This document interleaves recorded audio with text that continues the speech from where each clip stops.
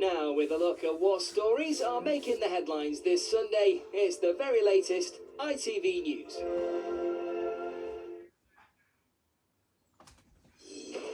The PM's right-hand man quits. Will it save Starmer or leave him struggling to survive? Morgan McSweeney has taken the blame for making Peter Mandelson US ambassador, but the danger is far from over for Sir Keir. As he heads into the most perilous week of his premiership, we understand he'll address Labour MPs tomorrow. Robert Peston will take us through his chances of political survival.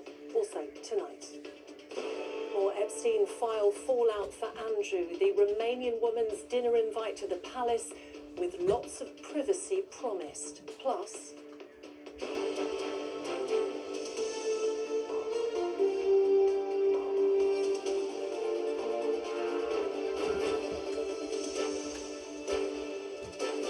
This is ITV News with Yasmin Bodalbhai. Good evening. Morgan McSweeney helped get Sir Keir Starmer into number 10. To keep him there today, they both decided the aide would have to go.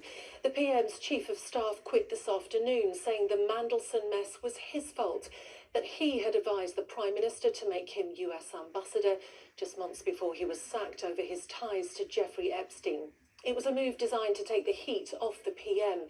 But without his right-hand man, Sir Keir is now left politically exposed.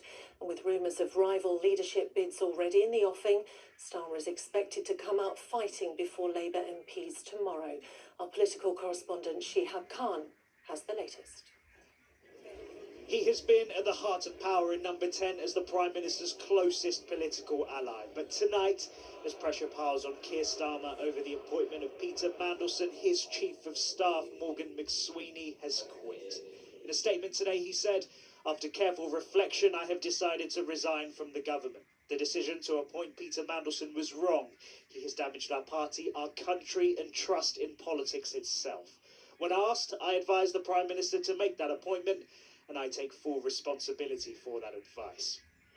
McSweeney has often been described as the architect of the Starmer project, and this evening, Sir Keir thanked his lieutenant for what he called his dedication, loyalty, and leadership.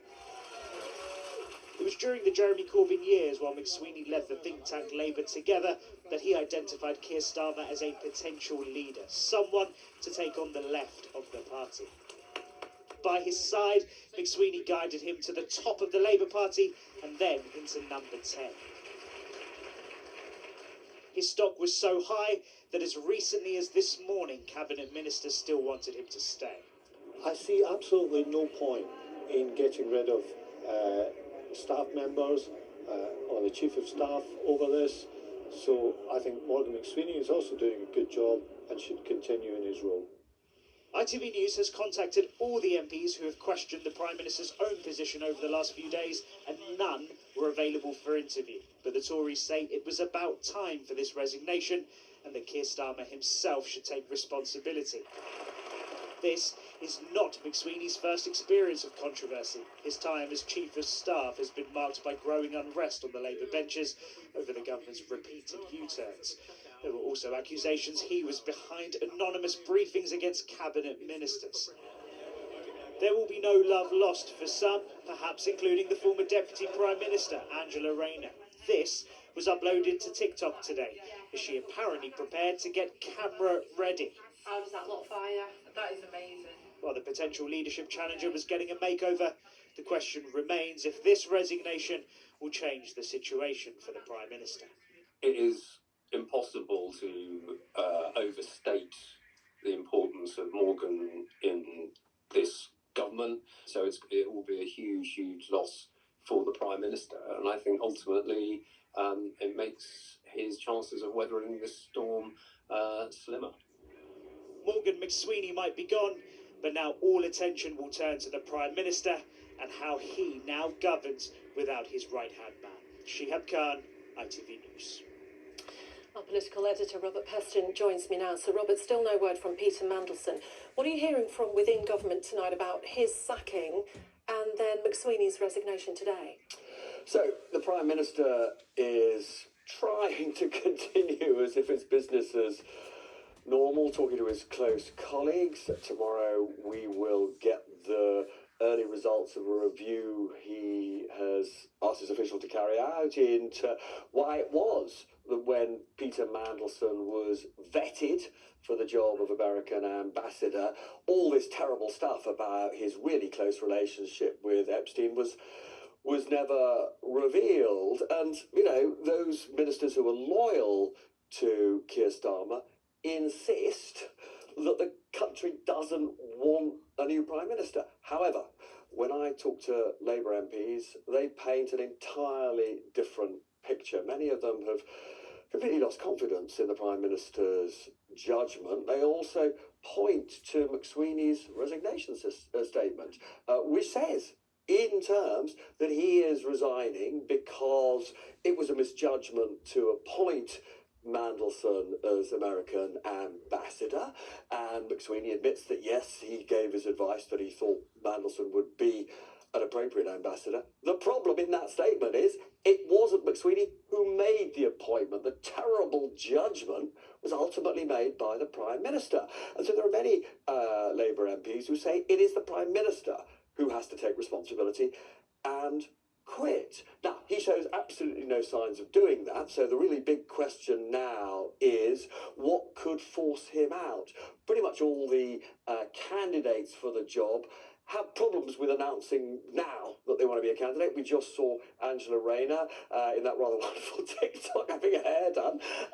But she would struggle now to mount an effective campaign because the taxman, HMRC, is investigating her tax affairs. She needs the results of that before she can do that.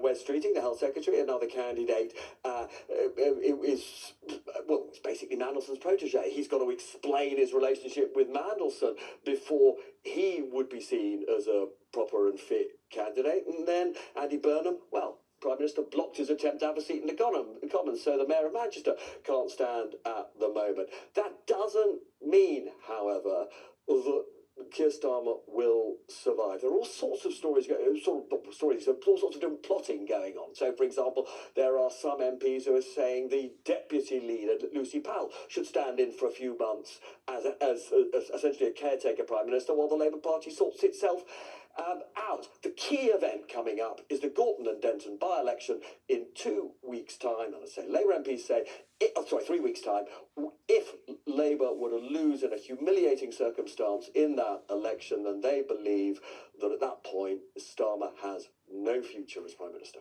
OK, Robert, for now, thank you. Meanwhile, more messages have emerged from the Epstein files relating to the then Prince Andrew.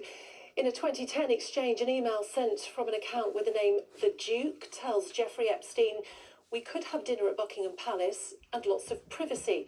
Epstein then asked to add one more guest. The name is redacted but appears to be described as Romanian and very cute. The next day, Epstein wrote to Andrew telling him, "Great fun, more later," to which the Duke replies, "Yes, please!" Exclamation mark. Andrew Mountbatten Windsor has always denied any wrongdoing, but scrutiny over his relationship with the paedophile financier saw him stripped of his titles, and this week he moved from Windsor to the King's private Sandringham estate. Part of the country being told to brace for yet more rain and potential flooding. The Met Office has issued a yellow weather warning for tomorrow. It covers the West Country, South Wales and much of the South Coast. The Environment Agency currently has more than 100 flood warnings in force. Now, in the Winter Olympics, it was meant to be a fairy tale comeback for US downhill skier Lindsey Vonn, 6 years after she originally retired. But her dreams of a fourth Olympic medal were over just seconds into her run when she crashed in horrific style. Stunned crowds watched on as she was airlifted off the slopes. Tonight, the American ski team has said she is in a stable condition and in good hands, as Sejal Karia reports. All sent shockwaves through the crowd and among fellow athletes, including teammate Breezy Johnson, who later won the gold medal. After a long delay, Vonn was airlifted from the slope, but the crash has raised questions about why she was allowed to race at all. I would have said to her, you need to rethink this, you need to, you shouldn't be out there. So the fact that she went out there was astonishing, and it's not the advice that I would have given at that stage. 9 days ago, hopes of a remarkable Olympic return appeared over when Vonn suffered a full ACL rupture in a World Cup downhill in Switzerland. Now in Italy, the hospital treating her said she's undergone surgery to stabilise a fracture in her left leg. This latest setback may mean one of the sport's all-time greats has raced for the final time. Sejal Karia, ITV News. England's T20 World Cup campaign got off to a shaky start today as they survived a huge scare against Nepal. England breathe again. Nepal were chasing a score of 185 and could have won the match with a 6 off the last ball, but only managed a single run to deny what would have been one of the biggest shocks in World Cup history. England's next match is against the West Indies on Wednesday. And finally, two familiar foes faced off in the Premier League this evening as Man City travelled to Anfield, hoping to do the double over Liverpool for the first time in 89 years. With 20 minutes to go, it looked headed for a goalless draw, but it ended with one of the most chaotic conclusions to a Premier League game in recent memory. Chris Scudder was watching. A crazy finish that might yet swing crucial of the lot. But still, there was more drama to come. Donnarumma's world-class save deserved the lead. Then, with Liverpool's goal unguarded, City won anyway, and their pursuit of leaders Arsenal is back on. Chris Scudder, ITV News. And that's it for tonight. Susanna and Ed will be here with Good Morning Britain from 6 o'clock tomorrow morning. From all the team here, sleep well. Good night.